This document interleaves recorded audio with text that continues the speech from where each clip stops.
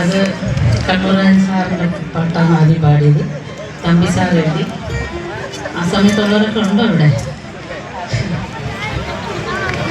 Thampi sir എഴുതി. ദാസേട്ടൻ്റെ ഒപ്പമാണ് ആദ്യത്തെ പാട്ട് പാടിയത്. ഐ വി ശശി അദ്ദേഹത്തിൻ്റെ സംവിധാനത്തിൽ അഭിനന്ദനം എന്ന ചിത്രത്തിൽ. നമ്മൾ സിനിമ കണ്ടിട്ടുണ്ടോ?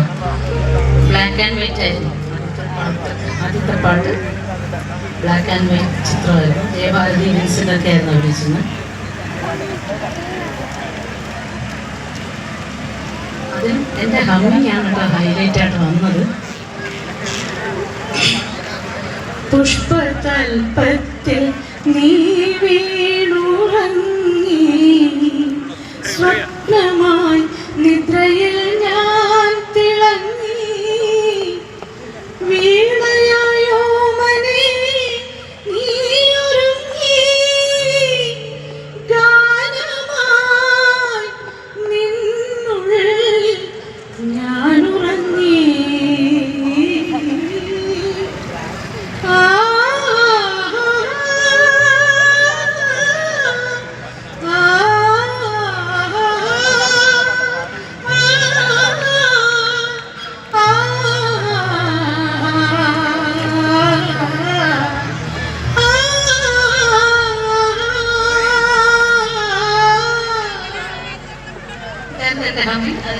പല്ലവി അതിനെ പാടി. അത് രണ്ട് ദാസേട്ടൻ. പിന്നെ എൻ്റെ ഒരു ഭാഗ്യം, ഞാൻ എപ്പോഴും പറയും ഞാൻ ഭാഗ്യവതിയാണ്. കാരണം ഒരുപാട് പഴയ നമ്മുടെ കാരണവന്മാരുടെ എല്ലാ പാട്ടും ഞാൻ പാടിയിട്ടുണ്ട്. എല്ലാവരുടെയും പാട്ട് പാടാനുള്ള ഭാഗ്യം ലഭിച്ചിട്ടുണ്ട്. അതായത് സത്യം പറഞ്ഞാൽ നമ്മുടെ മലയാള സംഗീതത്തിലെ ആദ്യത്തെ സംഗീത സംവിധായകൻ PS ദിവാകർ. കേട്ടിട്ടുണ്ടോ? ഞാനും അന്ന് കേട്ടിട്ടില്ലായിരുന്നു. ഞാൻ പാടുമ്പോൾ എനിക്കറിയില്ല അദ്ദേഹത്തിൻ്റെ ഇങ്ങനൊരു വലിയ മനുഷ്യൻ്റെ പാട്ടാണ് ഞാൻ പാടുന്നതെന്ന് ഞാൻ അന്ന് അറിഞ്ഞില്ല. കുറേ വർഷങ്ങൾക്ക് ശേഷമാണ് ഞാൻ ആ പാടുന്നത് അദ്ദേഹത്തിൻ്റെ പാട്ട്. അത് സത്യം പറഞ്ഞാൽ ഇപ്പോഴും ആ ഒരു കുറ്റബോധം എനിക്കുണ്ട് മനസ്സിൽ. കാരണം അങ്ങനെ ഒരു മനുഷ്യൻ്റെ പാട്ട് അത്രയും ഒരു ലെജൻഡിൻ്റെ മുമ്പിൽ പാടിയപ്പോൾ അദ്ദേഹം ആരാന്നറിയാതെ പാടി എന്നുള്ള ഒരു കുറ്റബോധം. അന്ന് ചെറിയ പ്രായമാണ്, അതിൻ്റേതായ പോരായ്മയാണത്. മാത്രമല്ല അത് കഴിഞ്ഞ് നമ്മുടെ രാഘവ മാഷിൻ്റെ പാട്ട്. രാഘവ മാഷും ഈ പറഞ്ഞ മലയാള തനിമയുള്ള ഗാനങ്ങൾ കൊണ്ടുവന്ന ആദ്യത്തെ സംഗീത സംവിധായകനാണ് രാഘവ മാഷിൻ്റെ ദേവരാജ മാഷിൻ്റെ പാട്ട്. അർജുന മാഷിൻ്റെ, ചിദംബരനാഥ് സാറിൻ്റെ, അദ്ദേഹത്തിൻ്റെ മകൻ്റെ വേറൊരു കഥ പറയും. അതായത് 76 ഞാൻ ദാസേട്ടനൊപ്പം പാടിയെന്ന് പറഞ്ഞില്ലേ. അത് കഴിഞ്ഞ് 40ാമത്തെ വർഷം, അതായത് 2016 ഞാൻ കോളേജിൽ നിന്ന് റിട്ടയർ ചെയ്ത വർഷം. അന്ന് ഒരു പാട്ട് ഞാനൊരു ചെറിയ ക്യാമ്പ് സിനിമയിലൊന്നും അധികം പാടുന്നില്ല ആ സമയത്തൊക്കെ. അപ്പോൾ ഞാൻ പഠിപ്പിച്ച എൻ്റെ സ്റ്റുഡൻസ് 2 പേര് അവരെന്നെ വിളിച്ച് ഞങ്ങൾ ഒരു പടം ചെയ്യുന്നുണ്ട്, അതിലൊരു പാട്ട് പാടിത്തരുമോ എന്ന് ചോദിച്ചു. അതായത് ഇപ്പോഴത്തെ വലിയ മ്യൂസിക് ഡയറക്ടറാണ് വിഷ്ണു വിജയ് എൻ്റെ സ്റ്റുഡൻ്റാണ്. അതിൻ്റെ ആ പടത്തിൻ്റെ ഡയറക്ടർ ജോൺ പോൾ ജോർജ് എൻ്റെ സ്റ്റുഡൻ്റായിരുന്നു. ആ പാട്ട് 40ാമത്തെ വർഷം പാടുന്നത് യാദർശികം എന്ന് പറഞ്ഞിട്ട് ദാസേട്ടൻ്റെ മോൻ്റെ കൂടെയാണ് പാടിയത്, വിജയ് യേശുദാസ്. പക്ഷെ വ്യത്യാസമുണ്ട്. 76 ഞാൻ പാടുമ്പോൾ ദാസേട്ടൻ എൻ്റെ കൂടെ നിന്ന് പാടുന്നു, പ്രൊഫഷണൽക്കാരെല്ലാവരും എൻ്റെ കൂടെ ഉണ്ട്. ഞങ്ങളെല്ലാവരും ഒന്നിച്ച് പ്രാക്ടീസ് ചെയ്ത് റെക്കോർഡ് ചെയ്ത് ഒറ്റ ഒന്നിച്ച്. അത് ഇപ്പോഴത്തെ പോലെ വിറ്റായിട്ടല്ല, ഫുൾ സോങ് പാടും. ഒരാൾ തെറ്റിച്ചാൽ വീണ്ടും ആദ്യം മുതൽ പാടും. അങ്ങനെയാണ് അന്ന് പാടില്ല. അപ്പം അന്ന് ദാസേട്ടൻ്റെ കൂടെ അങ്ങനെ പാടിയിട്ട് 40ാമത്തെ വർഷം പാടുമ്പോൾ വിജയിനെ ഞാൻ കണ്ടിട്ട് പോലുമില്ല. ഞാനും വിഷ്ണു മാത്രം നിന്നിട്ട് എൻ്റെ മോശം പാടി. പിന്നെ സിനിമ കാണുമ്പോഴാണ് വിജയ് യേശുദാസ് കൂടെ പാടി എന്നുള്ളത് ഞാൻ അറിയുന്നത്. കാലഘട്ടത്തിൻ്റെ മാറ്റങ്ങൾ, വ്യത്യാസങ്ങളാണ് അതൊക്കെ. അപ്പോൾ ഞാൻ ഇപ്പോഴും വിചാരിക്കും ഒരു നല്ല കാലഘട്ടത്തിൽ, അതായത് ഇങ്ങനെ നല്ല ഇപ്പം നല്ലതല്ല എന്നല്ല ഞാൻ പറയുന്നത്, ഈ എല്ലാവരും ഒന്നിച്ചിരുന്നുള്ള ഒരു റെക്കോർഡിങ് എന്ന് പറയുമ്പോൾ അതൊരു വല്ലാത്തൊരു അനുഭവമാണ്. കാരണം പാടി കഴിയുമ്പോൾ എല്ലാവരും കൂടെ ഒന്നിച്ച് ആ പാട്ട് കേട്ടിട്ട് അതിൻ്റെ അഭിപ്രായം പറയും. ആ ഒരു സന്തോഷം അത് കിട്ടിയിട്ടുള്ള ആളാണ്. അതാണ് ഞാൻ പറഞ്ഞത്, ഞാൻ ഭാഗ്യവതിയാണ്.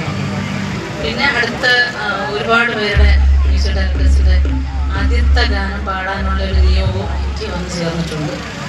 ഒന്നാമത് രവീന്ദ്ര മാസ്റ്ററിൻ്റെ ആദ്യത്തെ പാട്ട് ചൂള എന്ന പടത്തിൽ ആദ്യം റെക്കോർഡ് ചെയ്ത പാട്ട് ഞാനും ജെൻസിയും കൂടെ പാടിയ കുട്ടികൾക്ക് വേണ്ടിയൊരു പാട്ട് എന്ന് ഫസ്റ്റ് സോങ്ങിലായിരുന്നു റെക്കോർഡ് ചെയ്തു. അതാണ് റെക്കോർഡ് ചെയ്തത് ആദ്യം. പിന്നെ ഔസേപ്പച്ചി അദ്ദേഹത്തിൻ്റെ ആദ്യത്തെ പാട്ടാണ് കാതോറും ഭരതേട്ടനോട് ചേർന്നാണ് ചെയ്തത്.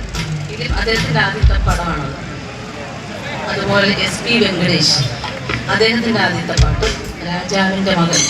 ആ സമയത്ത് നിങ്ങളൊക്കെ ഉണ്ടോ? 80s ആണ് ഈ പാട്ടല്ല. എൻ്റെ പാട്ടുകൾ കൂടുതലും 80കളിലെ പാട്ടുകളാണ് എന്നുള്ളവരൊക്കെ കുറവാണ് ഇപ്പോൾ ഇവിടെ ഉള്ളത്. കുട്ടികൾ ഒട്ടും അറിയില്ല. പിന്നെ ഇപ്പോൾ എല്ലാവരും അറിയുന്നത് ഈ കമ്മ്യൂണിറ്റി കൂടെയാണ് എല്ലാവരും എന്നെ മനസ്സിലാക്കുന്നത്. ഒരാളുണ്ടായിരുന്നു എന്നൊക്കെ അറിയുന്നത് ഇപ്പോഴാണ്. സന്തോഷമാണ്. ഇപ്പോൾ ഞാൻ പറഞ്ഞത് കോളേജിൽ ഒരു 26 വർഷം 2 കോളേജുകൾ വർക്ക് ചെയ്തു. അപ്പോൾ അതിനനുസരിച്ച് ഒരുപാട് ശിഷ്യരുണ്ട്. എവിടെ പോയാലും അതെൻ്റെ ഒരു ഭയങ്കര ഭാഗ്യമാണ്. ടീച്ചേഴ്സിന് കിട്ടുന്ന ഒരു ഭാഗ്യമാണ്. നമ്മൾ ഏത് രാജ്യത്ത് പോയാലും അവിടെ നമ്മുടെ കുട്ടികൾ ഓടിയെത്തും. ഉദാഹരണം ഇതാവുന്നു. ഇത് എൻ്റെ ശിഷ്യനാണ്.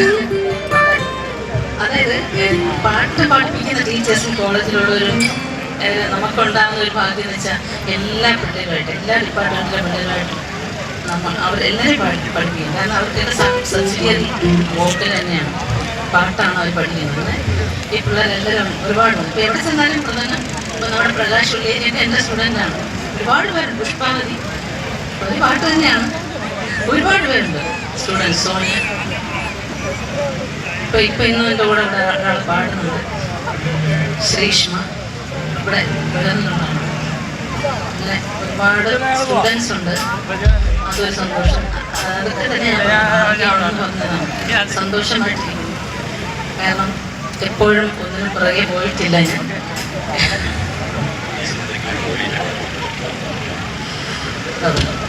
അപ്പോൾ ഇപ്പോഴും സന്തോഷമായിട്ടിരിക്കുന്നതെന്ന് വെച്ചാൽ കിട്ടിയതിൽ സംതൃപ്തിയുണ്ട്. എനിക്ക് കിട്ടിയതിൽ സന്തോഷവതിയാണ്, സാറ്റിസ്ഫാക്ഷനാണ്.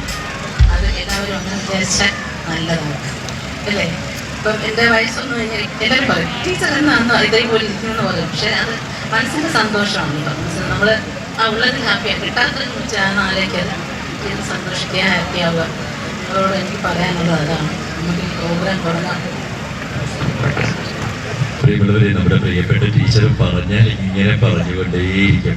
അപ്പോൾ ഇത്രയും നേരം നമ്മളോട് പറഞ്ഞുകൊണ്ടിരുന്ന ടീച്ചർക്ക് ഒരു നല്ല കൈയടി കൊടുക്കാമോ എല്ലാവർക്കും ചേർന്ന്?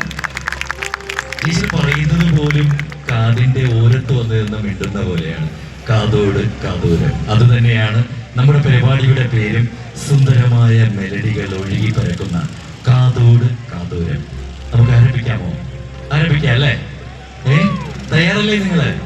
എന്നാൽ ഒരു നല്ല കൈയ്യടി കൊടുത്ത് ഇതുവരെ പറഞ്ഞ പ്രിയപ്പെട്ട ലളിത ടീച്ചർ നമുക്ക് വേണ്ടി ഇനി പാടാൻ പോവുകയാണ്.